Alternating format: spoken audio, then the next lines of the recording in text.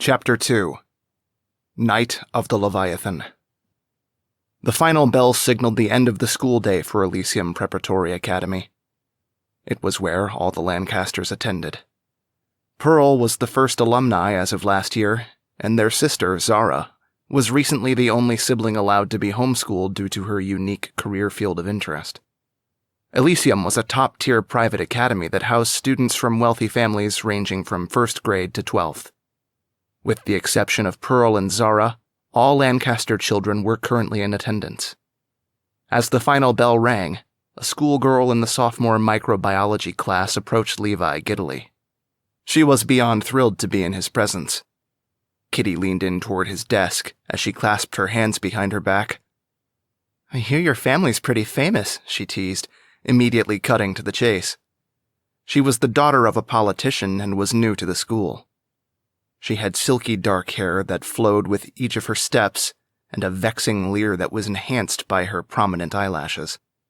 She wore the standard school uniform of a cobalt blue skirt and vest, along with her own matching French beret. The new girl was infatuated with the gossip she heard about the Lancasters ever since her first period class.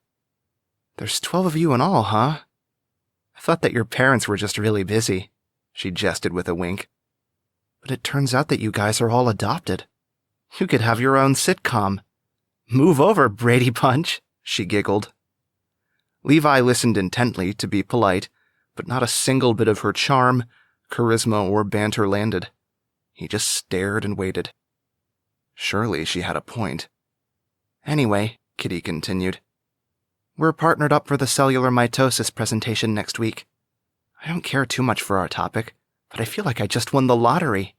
I get the pleasure of working with the super smart, super handsome, and super rich Levi Lancaster. Want to work on it tonight?" Levi was able to filter out her praise and unorthodox approach. He was used to it by now. There were many students that could not keep their composure around the Lancasters. Even though it was their father who was famous, the children were essentially celebrities by association. Before answering, Levi casually removed his planner from his backpack. He flipped through a few pages, stopping on today's date. He clicked his pen as he tapped it against his full lips. It was Friday. In all honesty, it was an ideal opportunity to dedicate time to group work. He had no piano lessons, no cross-country practice, no tutoring, and most importantly, no debate club. His schedule did display an hour dedicated to self-reflection that his father recommended he should take in the family's Zen garden, but he could move that to tomorrow. He made note of it in his planner and then closed it shut. "Sure. Today works well. Where would you like to meet? Your place or the library?" Kitty pressed her fingers together and tried to play off a smirk. "I was actually hoping you'd be open to working on it at Lancaster Manor." Levi held out a finger and shook his head no calmly. "I'm afraid that's out of the question," he refuted. "It's strictly off-limits to guests. You'll have to forgive me. My siblings and I aren't allowed to have friends over. Under rare circumstances and celebrations, we can invite guests, so long as they are vetted and receive our father's approval at least a week in advance. Today would be too short of notice for him. I'm sure you understand." Kitty frowned. She was not used to guys rejecting her, let alone so coldly. She was intelligent, hence her acceptance into Elysium Prep, but more importantly, at her old school, she was a cheerleader. She was easy on the eyes with her smooth olive complexion and had curves in all the right places, and knew how to use them. Getting dismissed over something as trivial as homework made her pout. Levi appeared so disinterested with her to the point where Kitty misinterpreted his nonchalance as playing hard to get. When school ended, the Lancasters were picked up by Bartleby, the family butler. He was not just a butler and chauffeur. He was the closest friend of their family for decades, serving as their immediate go-to for anything and everything. There was other help that was hired for cooking, cleaning, and keeping the children on their schedule, but they were all screened by Bartleby. He was the only one permitted to live at the estate. All other help had to abide by a strict schedule. There was a cook that came in to prepare breakfast and lunch at 6 a.m. The second cook came at 4 p.m. for supper time. There were 3 maids that arrived at 8 a.m. They worked on one end of the home during the mornings and would be done with sprucing up by the time evening hit. Luckily, the children were adequate when it came to keeping their rooms tidy, so the maids' workload was relatively light. Each of the children had their mentors as well. There were physical trainers, track and field coaches, weightlifters, fencing, swimming, tennis, and more. Music teachers, too. Piano, guitar, singing, etc. It did not necessarily matter what instrument each child chose, but their father required each of them to learn at least one. "Well-roundedness is close to godliness," their father would say. Then, there were their tutors: calculus, trigonometry, chemistry, biology, anatomy, English, literature, Japanese, French, German, Spanish, and more. Each of them was required to maintain a 4.0 GPA. There were no exceptions. Bartleby stood outside the limousine, holding the door open. One by one, the Lancasters entered, youngest to oldest. They sipped lemonade as they unwound and enjoyed their leisurely ride home. "Did you hear about Mauve?" whispered Troy when they arrived. He was the heaviest set of the children and had a passion for all things food, cooking and tasting. He gossiped amongst a few of his brothers about the black sheep of the family as the children untied and removed their shoes, leaving them at the door. He cupped his hand. "She ran out of Father's office screaming last night during the middle of her evaluation. Apparently, they were clashing because her GPA dropped to a 3.8. The youngest Lancaster boy at the age of 13 and meanest brother, Sion and Alistair respectfully, both chuckled when they heard the amusing gossip. They knew something was upsetting their Gothic-clad sister more than usual lately. Troy divulged that Mauve had been grounded from leaving the house and that she would no longer be receiving an allowance until her 4.0 was recovered. Each of them earned the same amount, $200 a week as long as they met their father's high standards. In theory, they could spend their money however they wanted, but any of them would feel uncomfortable using it for anything other than what was approved by Father Benedict. They were too busy to travel, go to concerts, or play video games, due to their hefty schedules, so most of their money went directly to their savings account, or various investments recommended to them by their family's financial advisor. Since the vast majority of the Lancasters' meals were cooked for them each morning and evening, Mauve losing her allowance was more humiliating than a punishment that would impact her quality of living. Alistair joked that his sister's days as a Lancaster were numbered. According to him, she would be disowned before the end of the year. He added insult to injury by making light of her punishment. Is grounding her really necessary? Think about it. Does she have any friends anyway? Is Father keeping her from some secret social life we all don't know about? Unfortunately, he was not as discreet as his brothers. Of course, Mauve was standing near the back in earshot of the gossip the whole time. She could have easily guessed what they were all laughing at. She sniffled and grit her teeth as she stomped up the winding staircase to her room in misery. "I hate it here, and I hate you all!" she cried. When Pearl swooped by to lecture Alistair on his cruelty, the weirdest thing happened. The doorbell rang. The Lancasters stared at it in puzzlement. They had so few guests over that they often forgot what it sounded like. When Levi answered the door, he was surprised to see his classmate, Catherine Chow, a.k.a. Kitty. He was stupefied. He immediately wondered if he misinterpreted their last conversation. He questioned his communication skills altogether. Was he not clear? He could have sworn he made it undeniably apparent. She was not welcomed here. When he asked her purpose for being at his doorstep, she joked that she could have sworn on the Holy Bible that he invited her over for their project today. She helped herself in and immediately started taking pictures of the grand entryway and the double-winding staircase. Levi's hand blocked her from snapping a shot of their chandelier that twinkled like a small, star-filled galaxy. After promising to put it away, Levi handed Kitty back her phone. When asked how she got here, she admitted she trailed their limousine. She pointed beyond the yard to the edge of their property fence. Her car was parked just outside the automatic gates. She bragged that hopping the perimeter was no challenge for her. "How did you get past security?" asked Levi. "We always have guards on duty." Kitty raised an eyebrow. "I didn't see any guards at all," she admitted, just as surprised as he was. Something was wrong. Rain or shine, there were always at least 2 security guards on patrol at Lancaster Manor. Levi began to wonder if they perhaps both called off sick for the day. It would be unlikely. The only other possibility would be if Bartleby gave them the day off for some reason. "Who's the babe?" chuckled Troy, making his way through and leaning against the stair railing. He reached out and placed a delicate kiss on the back of Kitty's hand. "She's a new classmate of mine.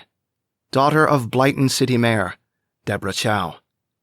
"Kitty Chow," introduced Levi, maintaining his manners despite his frustration. "She was just leaving." "Kitty Chow?" asked Troy with a grin. "Like cat food?" The other Lancasters joined in and bellowed in laughter. Kitty admitted that it had been an ongoing joke for years, and she adored it. Most of her usernames and email accounts included some kind of tuna or cat food-related reference. Right away, she had a strong magnetism with the Lancaster family, including the girls that gathered around her. They traded compliments on each other's hairstyles and purses. Some of them even recognized her walking the halls of Elysium Prep earlier in the day. "Aw, is she your little girlfriend, Levi?" asked Pearl, tugging at his cheek. "I'm sure Father will find her delightful." He denied any connection, other than being her study partner, but that did not stop his siblings from teasing and drawing conclusions of their own. When Hiroshi found out that she was a cheerleader, he effortlessly lifted her up and placed her on his broad shoulders to show off his strength. "So, would I have made the team?"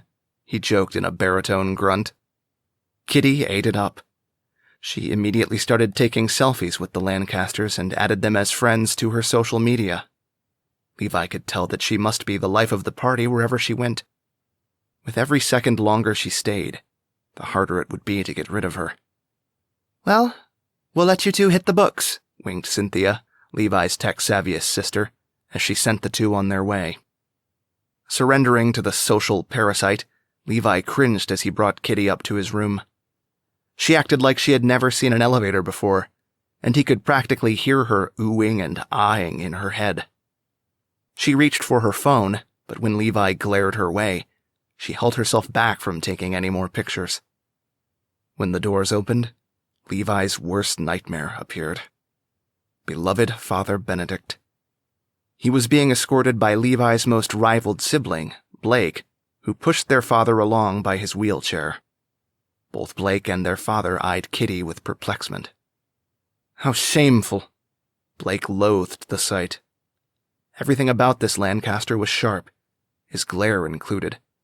Not only was he tall and lanky, but his shoulders, nose, and spiky hair pointed as well. He was a stick insect in human form. Since his teeth seemed sharper than his siblings, much of the family said Blake looked as though he could pass for a vampire, regardless if it was Halloween or not. "Look, Father, Levi brought an uninvited guest into our home. It must have slipped his mind, as he broke your rule of providing at least a week of notice. Would you like me to escort her out?"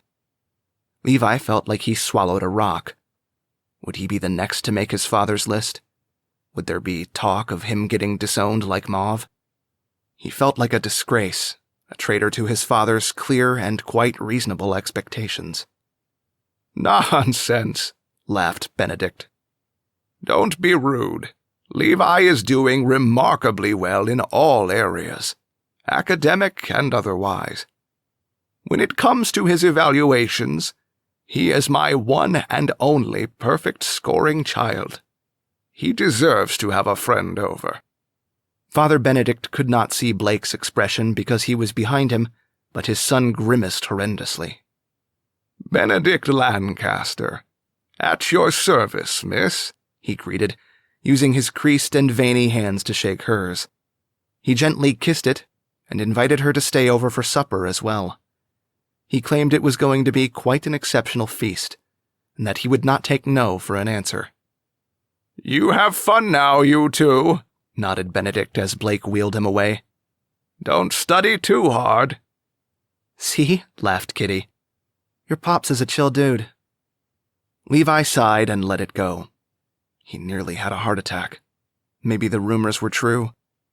Maybe he was his father's favorite, as the others had often suggested in the past. At the risk of having an inflated ego, he doubted this theory. Everyone, with the exception of Mauve, had been accused of being Benedict's favorite at some point. Pearl was the first to be adopted, so they joked that she was the favorite. There was even an ugly rumor spread by Alistair that she was a little too close to Father Benedict, in a wifey sort of way. Fortunately, as far as their family dynamic went, their father never seemed to cross any lines other than an occasional kiss on the cheek that seemed a little too intimate in the eyes of the others. There was also Hiroshi, who was the first boy to be adopted, so the others claimed he was the favorite.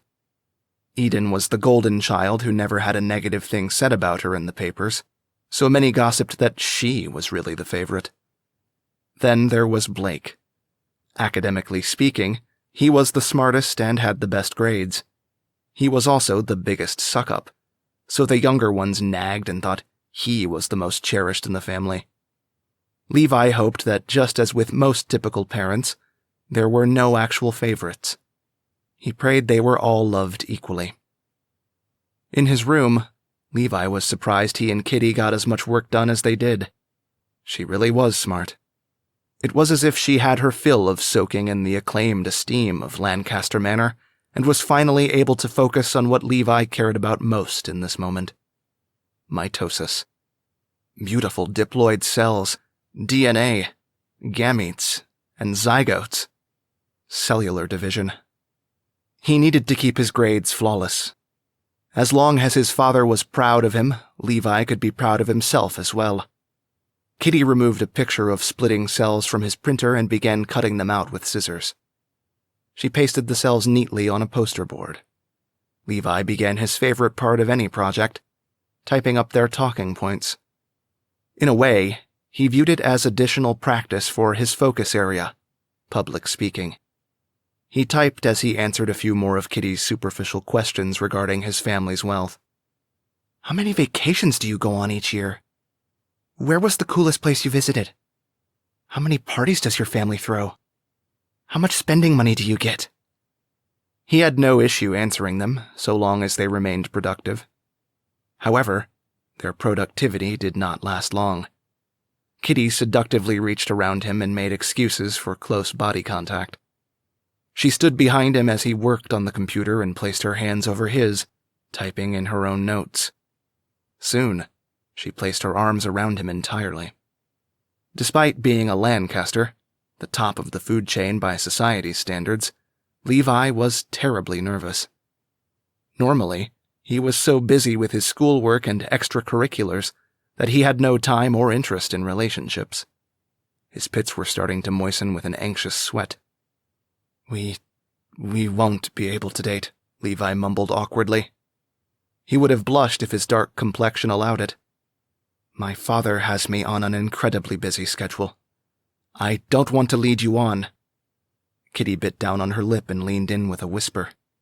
"Who said anything about dating?" She situated herself on his lap as she pressed her lips into his.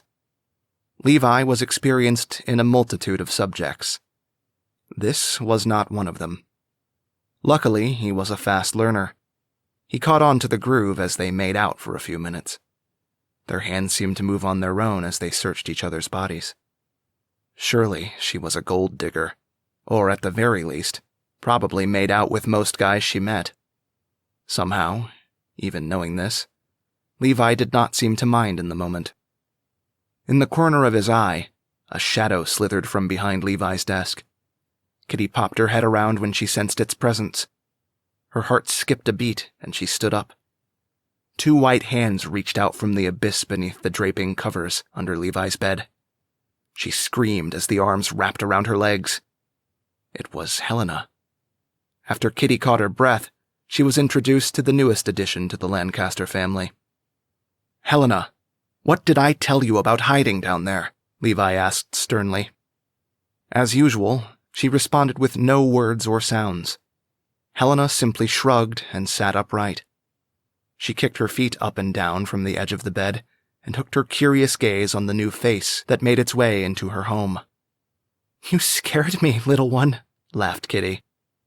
Helena did not acknowledge her, but kept her pupils locked on target, following each of their guests' minute movements. Levi explained that Helena did not talk, and that as the spokesman and debater of the family, he was chosen by their father as the one best suited to manage her progress. He read to her, taught her songs, showed her flashcards, and even practiced his speeches and monologues on her. Other than receiving an occasional thumbs up or down, she did not communicate. He did not mind mentoring his new sister and helping her open up, but in the back of his mind, Levi believed it would not lead anywhere. At most, he thought he might have heard Helena yawn a few weeks ago. If her muteness persisted, Father Benedict recommended hiring a sign language tutor for her and the rest of the family.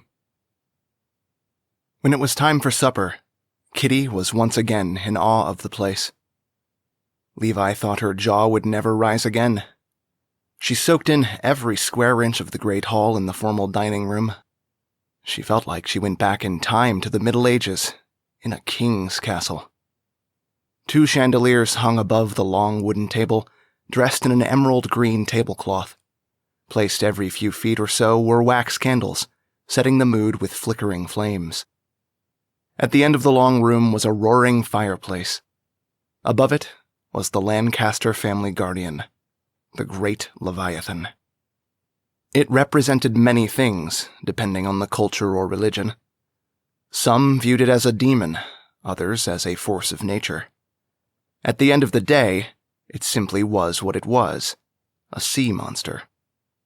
It was a terrifying wooden mask, an ancient relic of the past. It was goldish green in color, textured too, as it imitated finite fishy scales. Each of the 1,000 scales shimmered in translucent jade and azure, depending on the angle of the lighting. The mask resembled a dragon with fins and gills. 2 devil horns sprouted from the top, curving into long, pointed tips. Alongside the mouth and chin were several catfish-like whiskers that dangled like the beast's facial hair. Its eyes were simple red swirls. It looked like it was in some sort of trance. In turn, Kitty's eyes circled as well, following the trail of the spirals. She had to shake her head to snap out of it. "So, what's the deal with your family's guardian?" she asked, sitting beside Levi as she removed the silver ring from her cloth napkin and laying it over her lap. "We learned about Leviathan in my religions class last year," Kitty mentioned. "Isn't it literally the devil in some cultures? At the very least, isn't it portrayed as a demon? Your family isn't some kind of satanic cult, right?" She huffed a nervous laugh, praying he would laugh back. It would be uncomfortable if he did not. The silence between them went on for 3 awkward seconds too long. It was a breath of fresh air when Levi finally chuckled. Then he divulged. "We get asked that all the time," he admitted. "No, we still have church sermons here at the house. Aside from Mauve, who is a self-proclaimed Buddhist, we're all Christian. We were just raised to have a unique relationship with God. We believe in him and respect his power and glory. However, we also believe in challenging him with our own will and accomplishments. Leviathan represents the power and perseverance of the Lancaster family." "Challenging him?" echoed Kitty under her breath. There was concern in her tone. Levi elaborated. "I'm sure you're familiar with our father's famous saying, 'Greatness only derives from great risk, great perseverance, and great sacrifice.'" She was unfamiliar with it. Regardless, Kitty coughed and made a hard right turn into a new conversation. She wanted to avoid this topic at all costs. Religion, race, and politics were a bit heavy for a first-time guest anyway. "Children, I'm afraid Master Lancaster is not feeling well," warned Bartleby. Your father will not be joining you tonight for dinner."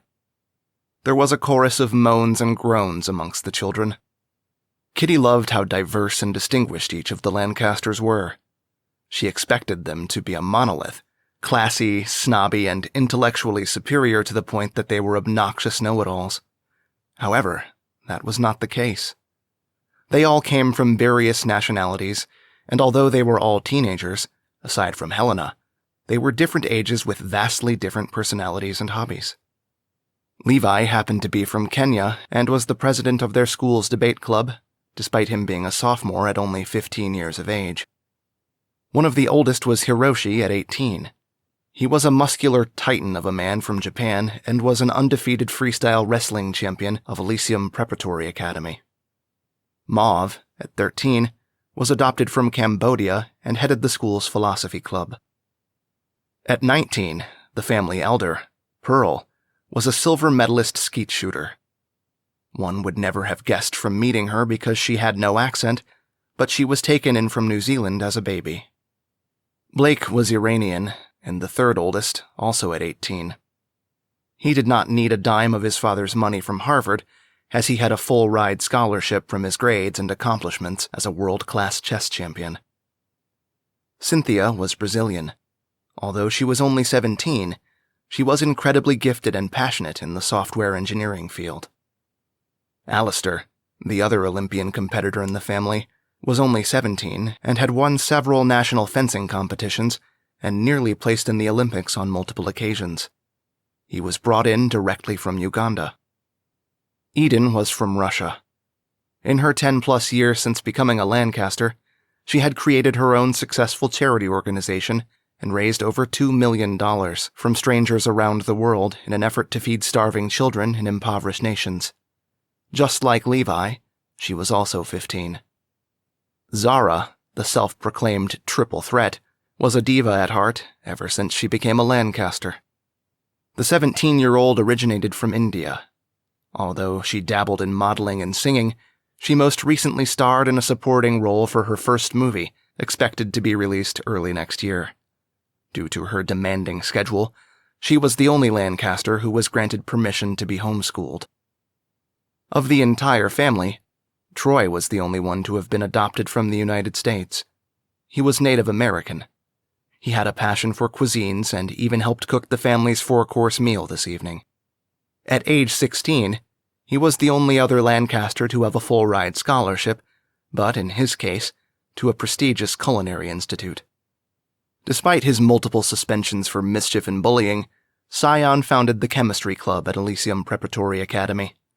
He was adopted just 2 years ago from Puerto Rico and was now 13 years old. And last, but certainly not least, Silent Helena was the newest addition to the family from Norway as of this year. As for her area of expertise, well, she would find her calling someday. She was the youngest of her siblings at 7 years of age and had plenty of time to discover her passion. Even still, despite her silent and sometimes toddler-like mannerisms, she was highly intelligent. Her grades were a testament to that. There was even an argument months back regarding rumors that she came close to dethroning Blake in a game of chess.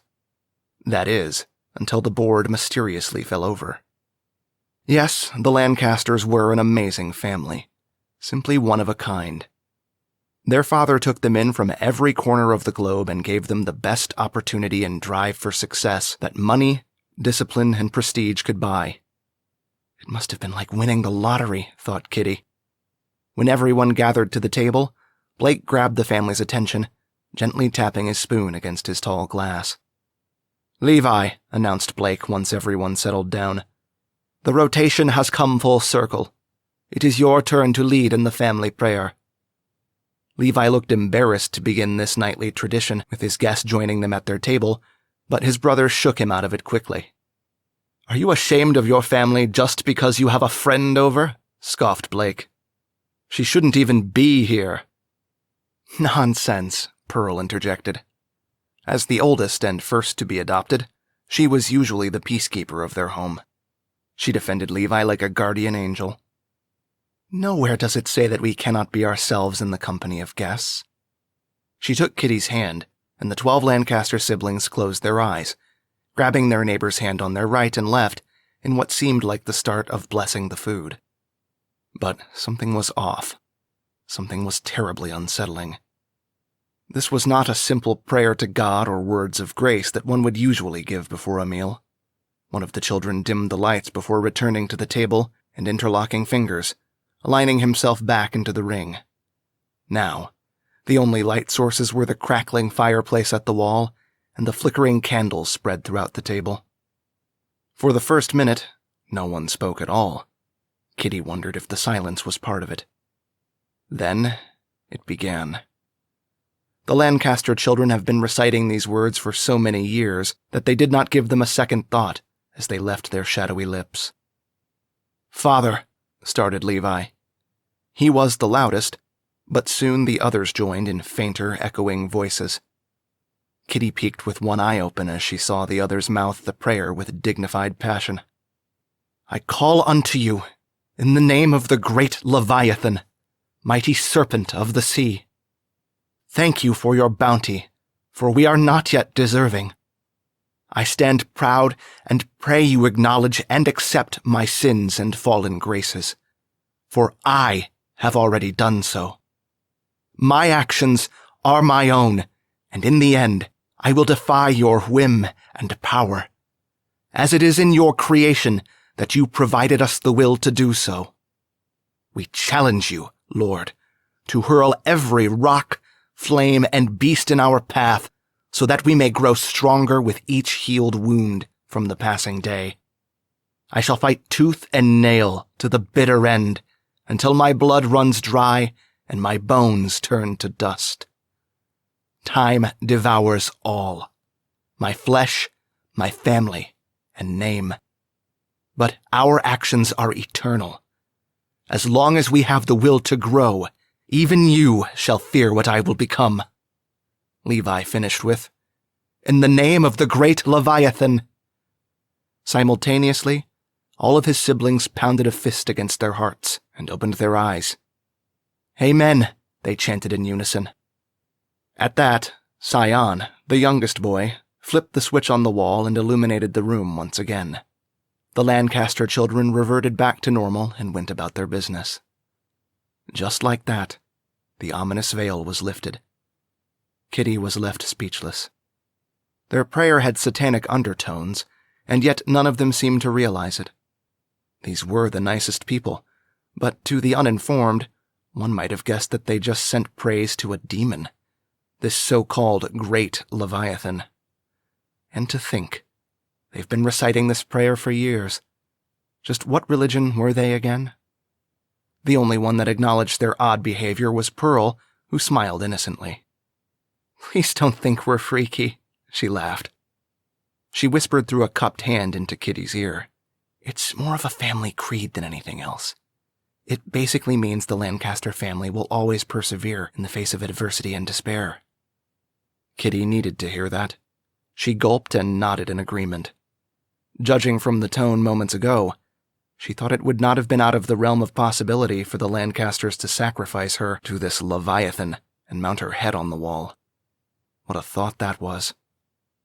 However, everything did seem to go back to normal instantly after their prayer. She was going to ask Levi more about it, but he had his hands full. Little Helena stood silently, extending her plate out with both hands. He intuitively knew what she wanted and began cutting her steak into tiny, bite-sized niblets. Without a thank you, she sat back at her seat beside him. She removed her mask, setting it down gently by her silverware, revealing the lower half of her face, and took her time eating. She even ate silently, too. "Why does Helena wear a face mask?" Kitty asked, noticing her exposed, puffy lips and doll-like button nose. "She has autism," Levi replied matter-of-factly before taking a swig of his sparkling ice water. "She's incredibly smart, but suffers in some of her social skills. The mask helps her feel safe.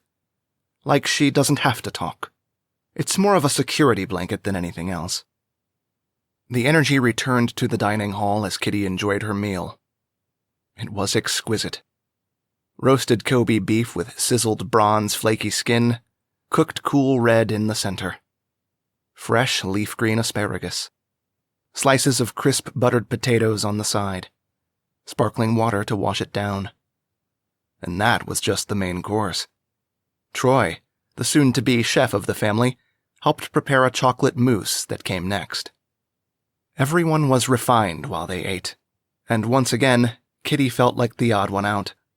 Feeling the pressure kick in, she tried to remember which of her 3 forks she was supposed to use. Her hand was frozen in midair until she picked one at random. Scion pointed across the table and bellowed in juvenile snickering. "That's a salad fork!" he roared, slapping his leg. His outburst did not embarrass her. If anything, it was another sweet bit of relief that the Lancasters were people too, teenagers with faults of their own. The biggest member of the family, Hiroshi, grabbed his 13-year-old brother in a headlock and ground his knuckles against his skull. "That's not how we act in front of guests," he joked. Scion, the youngest boy in the family, giggled hysterically. "Stop your horseplay," chided Pearl. "Hiroshi, you'll hurt him." Both boys laughed it off as Scion playfully escaped and pretended to stab the back of the gentle giant's head with a butter knife. "You are setting a bad first impression of our family," Pearl nagged. "Just what do you think Kitty will say when her friends ask how her dining experience was with the Lancasters, She'll tell them it was like dining with the chimpanzees at Blyton City Zoo." "Boys will be boys," sighed Cynthia, after taking a spoonful of her savory dessert. "That's what you get when they don't have a mother to keep them in line. But I suppose Pearl is the next best thing," she added, joining in on the amusement.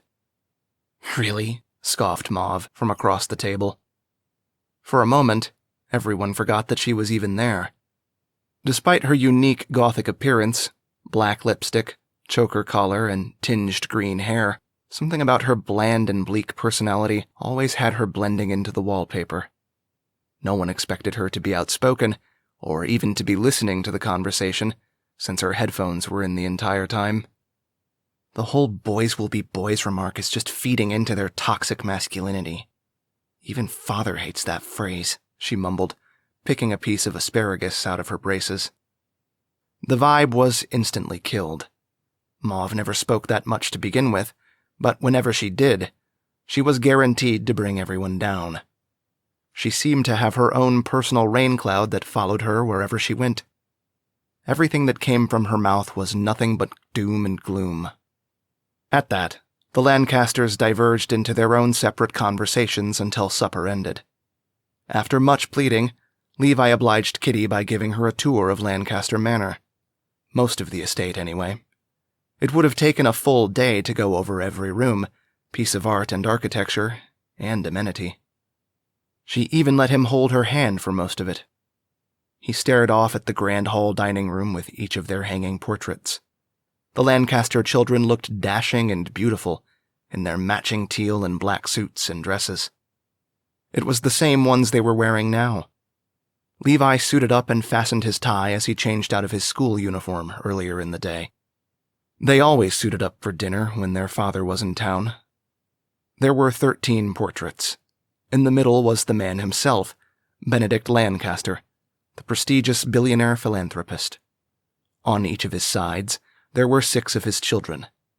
Their portraits were arranged with boys on the left and girls on the right, from youngest to oldest. There was no doubt. Their home was the size of their school, if not a little bigger than Elysium Preparatory Academy. Levi and Kitty stepped outside for a bit to take a stroll around the garden.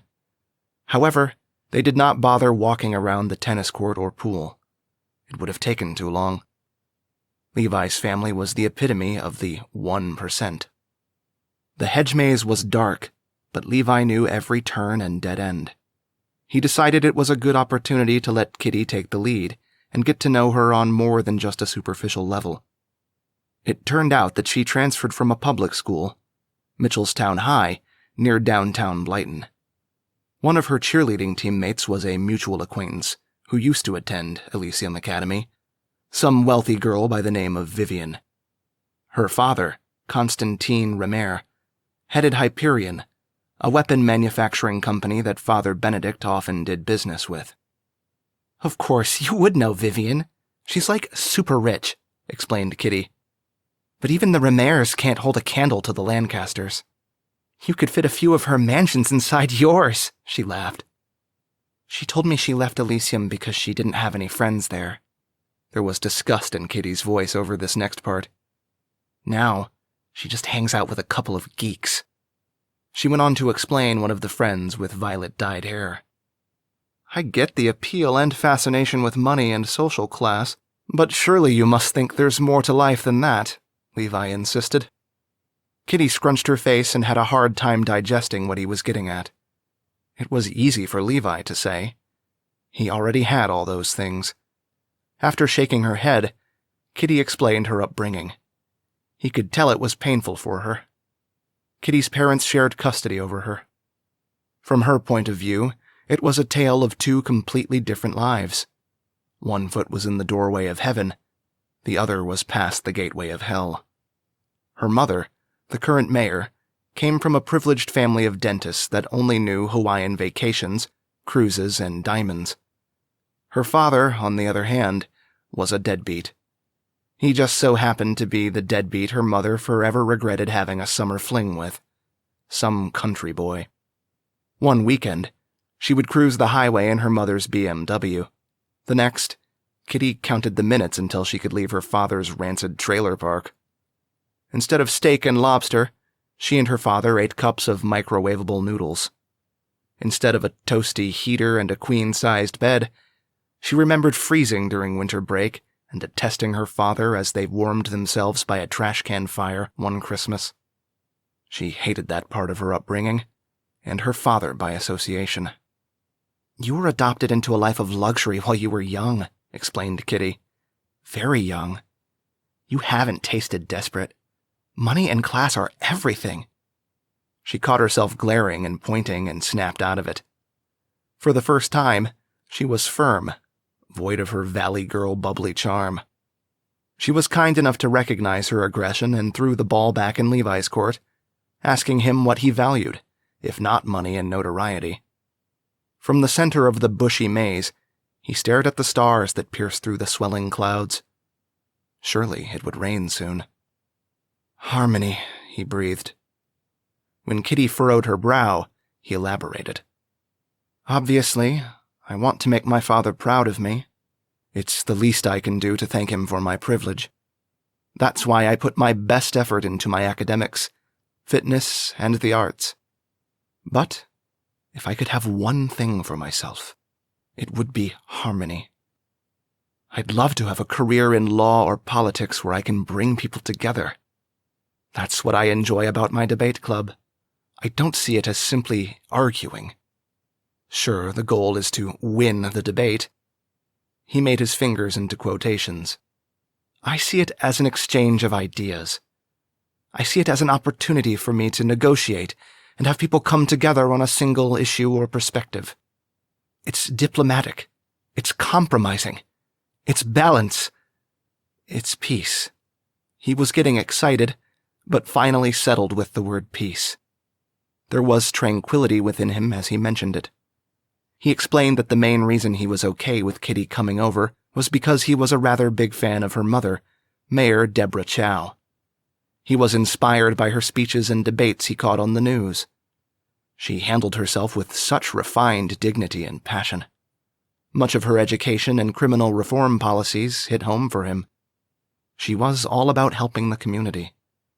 Balancing the universe through her words. Harmony. Kitty laughed and tugged Levi by the arm as they turned left and exited the hedge maze. They made a stop by the fountain, and she held him tight so he would stay close to her while they walked. Didn't know you were such a fan of my mom, she teased. If you promise to keep me around and not come on to her, maybe I'll introduce you to. The fanboy in him was genuinely interested in the offer. For now, though, he just chuckled as they wrapped up their stroll. As they passed an oak tree, Kitty nearly jumped at the sight of an overgrown rat that was sprawled out in the grass. It did not move. Its limp tongue hung over the sharp teeth of its gaping mouth. Everything classy about the Lancaster estate diminished when she saw the dead creature. On a second glance, it was too big to be a rat. She poked its coarse, furry body with a stick, flipping it over to the other side. "It's a possum," explained Levi. "There's a family of them that live in that tree. They play dead as a defense mechanism. Helena tried bringing one into the house once when she thought it was sick and had fainted, only to have it tear up the kitchen 20 minutes later." Kitty was not convinced. The creature even smelled rancid. Yet, sure enough, as they made it back to the house, Kitty looked behind her, only to see that the once-dead possum was long gone. Outside the backyard door, there stood a few men with heavy-duty tools and equipment. The family butler monitored them as they used electric drills and buzzed in a few screws. It was rather odd that they were working so late in the evening, but Levi did not question it. He had seen several handymen during the past month, repairing and replacing many of the doors and windows. He wondered if it was just that time to take care of standard home maintenance for their massive mansion. "We're doing some upkeep on the back doors," explained Bartleby. "You won't be able to use these for the rest of the evening, only the main entrance. I would suggest you come back inside unless you want to be left out in the cold." He took another disapproving look at Kitty. "Master Lancaster stated many times that no guests are permitted in the estate without his direct permission." "Sorry, Bartleby," Levi apologized. "It was short notice, but Father actually gave his approval earlier today. She was leaving soon anyway." Bartleby looked at his watch and squinted. "She has 10 minutes, he stated. It was not up for debate. His word was nearly as much law as Father Benedict's in his absence. At any rate, Kitty was more than satisfied from her experience. Most of the family took a liking to her. Even she did not want to overstay her welcome. After heading back inside, Kitty made her rounds for hugs and said her goodbyes. Despite being instructed against taking pictures, Kitty managed to snap a few of the grand dining hall and the wooden Leviathan mask when Levi was not looking. She shivered as she took another look at the floating, monstrous head. She had no intention of posting the pictures on social media. That would be a fast way to burn a bridge with the family. The pictures were just something of fascination for her. Trophies. She intended on showing them to just a few friends for the sake of clout. Before Levi could kiss Kitty goodbye, his youngest sister tugged at his sleeve and pulled him away. Helena handed him a book that she wanted him to read, expressing her boredom through her